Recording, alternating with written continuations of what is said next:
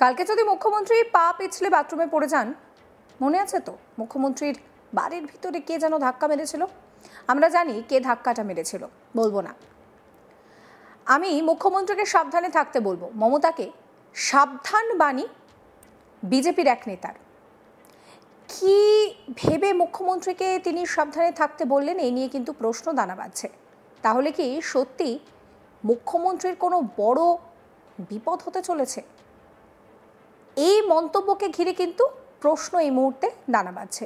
তৃণমূল সরকারের অপশাসনের প্রতিবাদে মোহনপুর থানার সামনে মেদিনীপুর সাংগঠনিক জেলা বিজেপির ডাকে পরিবর্তন যাত্রায় বক্তব্য রাখতে গিয়ে সুকান্ত মজুমদার রাজ্যের মুখ্যমন্ত্রী মমতা ব্যানার্জিকে সাবধানে থাকতে বলেছেন। তিনি বলেন, কালকে যদি মুখ্যমন্ত্রী পা পিছলে বাথরুমে পড়ে যান, মনে আছে তো মুখ্যমন্ত্রীর বাড়ির ভিতরে কে যেন ধাক্কা মেরেছিল? মুখ্যমন্ত্রী আহত হয়েছিলেন, পরে আর মুখ খোলেননি।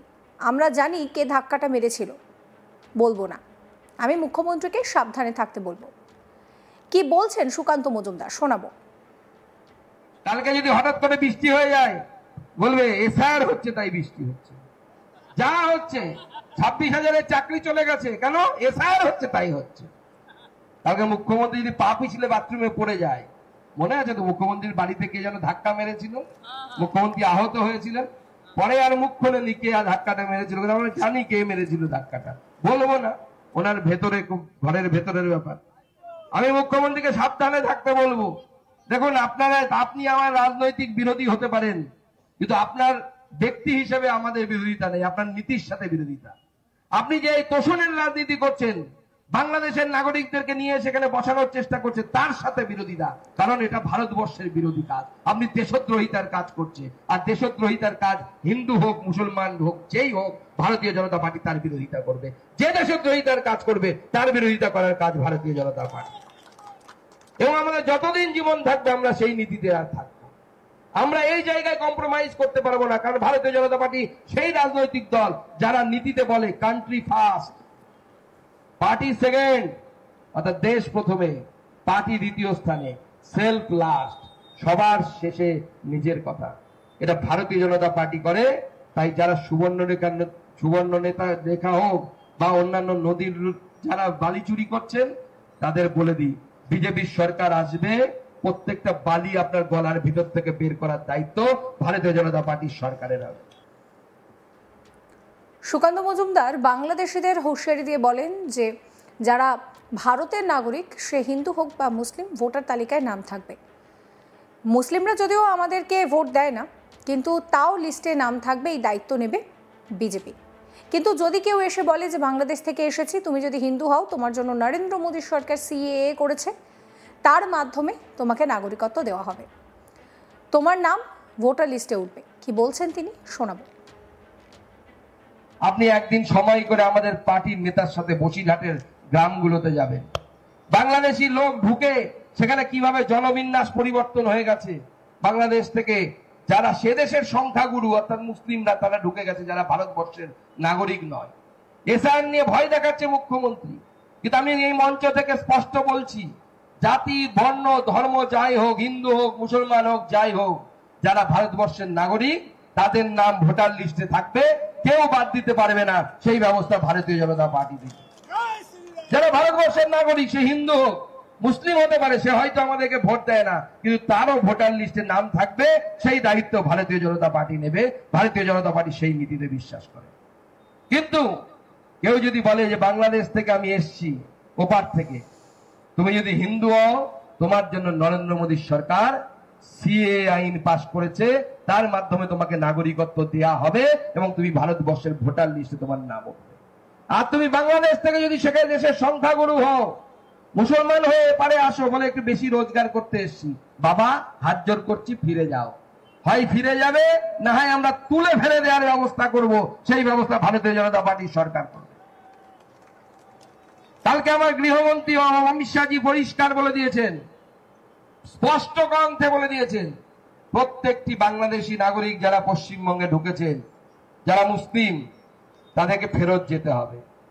আপনারা ফেরত না গেলে আমাদের সরকার, কেন্দ্র সরকার একদম নির্ণয় করে, যেচে বুঝে কারা কারা বাংলাদেশ থেকে এসেছেন তাদেরকে পাঠানোর ব্যবস্থা করবে। আর হিন্দু শরণার্থীদের জন্য আমরা সিএ এর ব্যবস্থা করেছি, সেই সিএ এর মাধ্যমে নাগরিকত্ব দেওয়া হবে। এটা ভারতবর্ষের প্রধানমন্ত্রী নরেন্দ্র মোদীর অঙ্গীকার, সেই অঙ্গীকারকে আমরা বারবার রিপিট করব, আমরা তাদেরকে দেব। এবং মমতা বন্দ্যোপাধ্যায় তখন বলেছিল ক্যা ক্যা ছি ছি। মমতা বন্দ্যোপাধ্যায় আটকাতে পেরেছিল? সিএ আটকাতে পেরেছে? সিএ আটকাতে পেরেছে? এখন বলছে এসআইআর হবে না। আটকাতে পারবে? পারবে কি এসআইআর আটকাতে? দিদি এসআইআর আটকাতে পারবে না। এখন যেই মারা যাচ্ছে বলছে, দিদি বলছে এসআইআর মারা যাচ্ছে। তাই কালকে কিছু লোক কলকাতাতে বলছিল, বলে ভূমিকম্প হয়েছে কলকাতাতে, বলছে দিদি কি এখন প্রেস কনফারেন্স করে বলবে এসআইআর হচ্ছে তাই ভূমিকম্প হচ্ছে। সুকান্ত মজুমদার রাজ্যের শাসক দলকে আক্রমণ করে বলেন পশ্চিমবঙ্গের শিক্ষা ব্যবস্থার বেহাল দশা, বাংলার সংস্কৃতি শেষ। তৃণমূল এমন কোনো জায়গা রাখেনি যেখানে চুরি করেনি। কয়লা বালির ওপরে ইডির রেড হচ্ছে। এবার মনে হয় পশ্চিমবঙ্গের জেলায় জেলায় ইডির অফিস খুলতে হবে। পুরো পার্টিটাই চোরেদের পার্টি হয়ে গিয়েছে। মাননীয় মুখ্যমন্ত্রীর এই সরকারকে উৎখাত করে ফেলতে হবে। যদি তা না হয় তাহলে পশ্চিমবঙ্গে থাকতে পারবেন না। কি বলছেন তিনি, শোনাবো। পশ্চিমবঙ্গে 4000 স্কুল বন্ধ হয়ে গেছে। গোটা ভারতবর্ষের যে সমস্ত স্কুলে শিক্ষক আছে, ছাত্র নেই, ফাঁকা স্কুলের 80% স্কুল হচ্ছে পশ্চিমবঙ্গে। গোটা দেশের মধ্যে 80%। আমাদের শিক্ষা ব্যবস্থা শেষ, আমাদের সংস্কৃতি শেষ। এরা এমন কোন জায়গা রাখেনি যেখানে চুরি করেনি। কয়লার উপরে ইডি রেড হচ্ছে, বালির উপরে ইডি রেড হচ্ছে। এমন অবস্থা হয়ে গেছে, এবার মনে হচ্ছে পশ্চিমবঙ্গের জেলায় জেলায় ইডির অফিস খুলতে হবে। এত চোর তৃণমূল কংগ্রেসের মধ্যে ভরে গেছে, আগা থেকে পেছন পর্যন্ত পুরোটাই চোর। চোর ছাড়া আর কেউ নয়। পার্টিটাই হয়ে গেছে টোটাল চোরদের পার্টি, তৃণমূল চোর পার্টি, টিএমসিপি। এইটাই হচ্ছে ওদের আসল নাম হওয়া উচিত। টিএমসি নাম পরিবর্তন করে দেওয়া উচিত। তাই মাননীয় মুখ্যমন্ত্রীর এই সরকারকে আমাদেরকে উৎখাত করে ফেলতে হবে। আর সেই উৎখাত যদি আমরা করতে না পারি, আগামী দিনে আপনারা এই পশ্চিমবঙ্গে বাস করতে পারবেন না। রাজ্যের মুখ্যমন্ত্রী মমতা ব্যানার্জির জন্য বড় ভবিষ্যৎবাণী করে দিলেন সুকান্ত মজুমদার। তিনি পরিষ্কার বলছেন যে মমতা ব্যানার্জি, আপনি সাবধানে থাকবেন। তার এই মন্তব্যকে কেন্দ্র করে রীতিমতো চাঞ্চল্য তুঙ্গে। কি বলছেন তিনি, শুনুন। কালকে যদি হঠাৎ করে বৃষ্টি হয়ে যায়, বলবে এসআইআর হচ্ছে তাই বৃষ্টি হচ্ছে।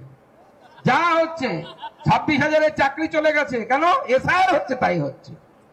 কালকে মুখ্যমন্ত্রী যদি পা পিছলে বাথরুমে পড়ে যায়, মনে আছে তো মুখ্যমন্ত্রীর বাড়িতে কে যেন ধাক্কা মেরেছিল, মুখ্যমন্ত্রী আহত হয়েছিলেন, পরে আর মুখ খোলেনি কে ধাক্কাটা মেরেছিল। আমরা জানি কে মেরেছিল ধাক্কাটা, বলবো না, ওনার ভেতরে, ঘরের ভেতরের ব্যাপার।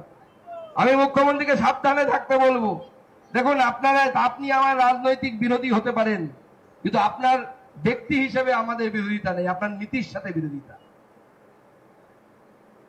এই ভিডিও সম্পর্কে আপনাদের মতামত জানাবেন। সমস্ত খবরের আপডেটের জন্য চ্যানেলটিকে সাবস্ক্রাইব করবেন, নোটিফিকেশন পেতে বেল আইকনে ক্লিক করতে ভুলবেন না।